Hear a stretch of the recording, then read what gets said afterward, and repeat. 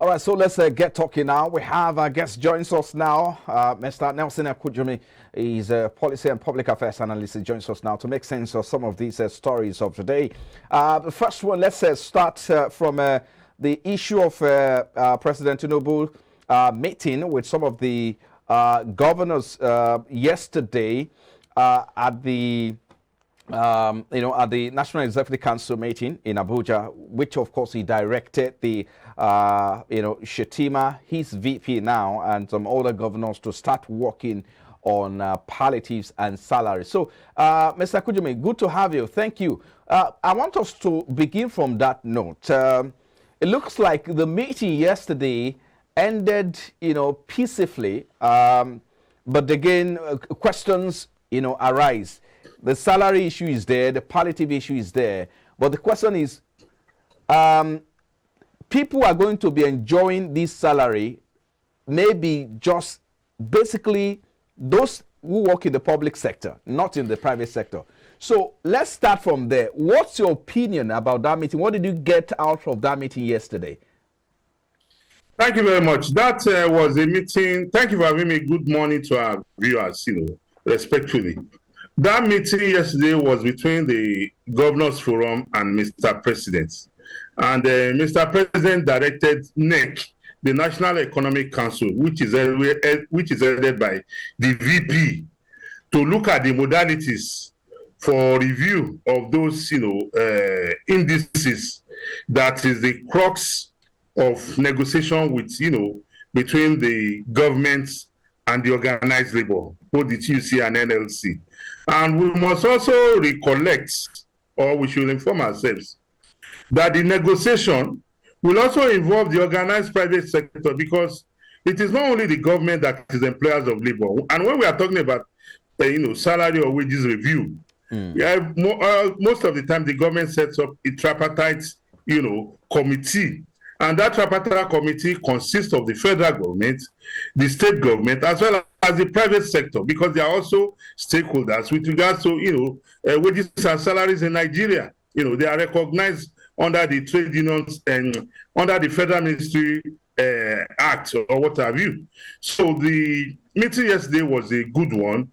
And it is important that we have seen that Mr. President has taken this issue of cushioning the removal of subsidy, effect into, top priority for his administration. And that is why he has directed NEC to do the needful. Okay. But let me quickly come in. I mean, the state seems to be bankrupt right now. They are also crying wolf. They do not have money to pay salaries. And I mean, they are owing as well. So what are they going to do differently? What role are they going to play? It's other than expect something from the center, allocation from the center at the end of the day. That's one.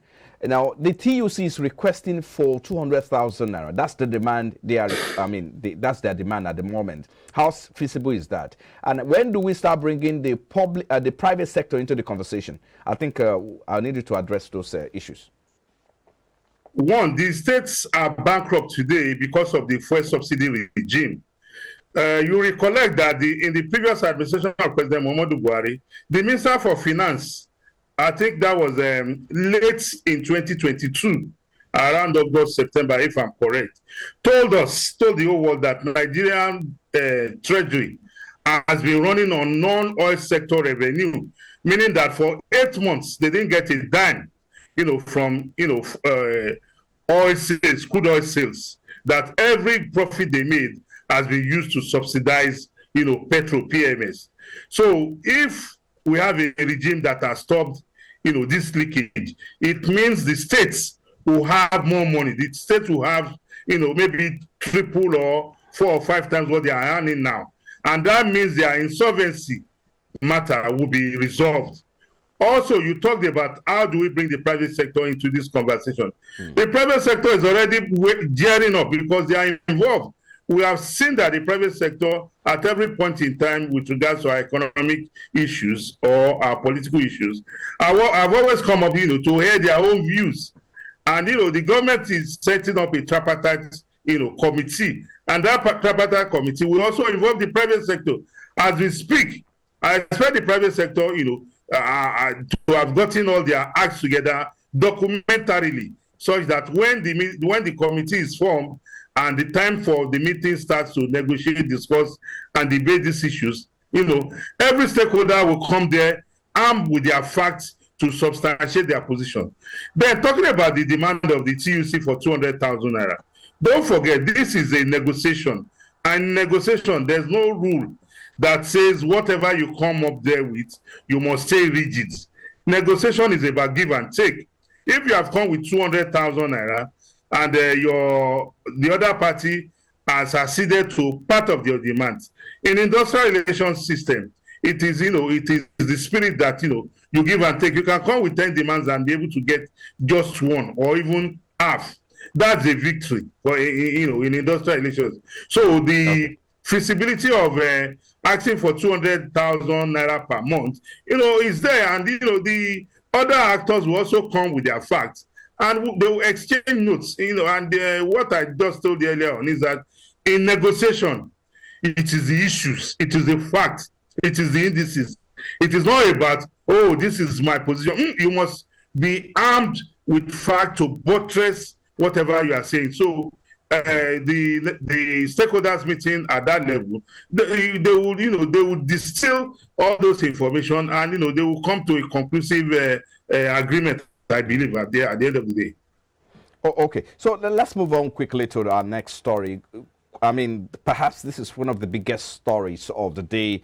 The Nigerian National Petroleum Company, has confirmed that once the Dangote refinery, start pumping out refined products by August, early August, as the case may be, that the NNPC Limited will have to cut down on its import. Do you think this is just a hope that will not materialize soon, it's just like giving hope to Nigerians? Because at the moment, we don't know that the refinery has not, as we know, we understand that it has not started, refining yet, because how are they going to transport some of those crude to that refinery for them to process, and then before they can start selling, before it can hit the market? So there's a whole lot of process involved. So how feasible is that, August? And then the question is, the other thing we need to look at is that at the moment, other importers have stopped, other independent marketers have stopped importing because they couldn't have access to forex market. So, and subsidy is gone.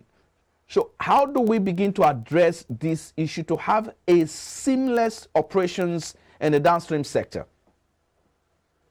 Yes, we are all privy to the information that the Dangote refinery was commissioned on May 22nd, 2023 by the former Well, I think Mr. Kojimi was trying to. Okay, Muhammadu Buhari. And we are aware that this refinery took years to build. And we are aware that this refinery was going to be protected for years. We are also aware that the source of the raw materials for this refinery is from our crude oil terminals. And what does that tell us? It tells us clearly the means of transporting it from source to the refinery is already sealed. And that was why at the launch of the refinery, we were made that we should be very, very hopeful that the refinery has dotted its I's and crossed its T's, that by July, the refinery will be up and doing, and it will meet local demand. And with regards to the reduction in importation by NNPC, well, it's in tandem with the law of business, that you must not put all your eggs in one basket, such that when anything goes wrong in basket A, you can quickly run to basket B to supplement. And I believe that is the essence of NNPC reducing its imports, pending when the other refineries that are undergoing rehabilitation come fully on stream, such that we have various alternatives of sourcing our PMS.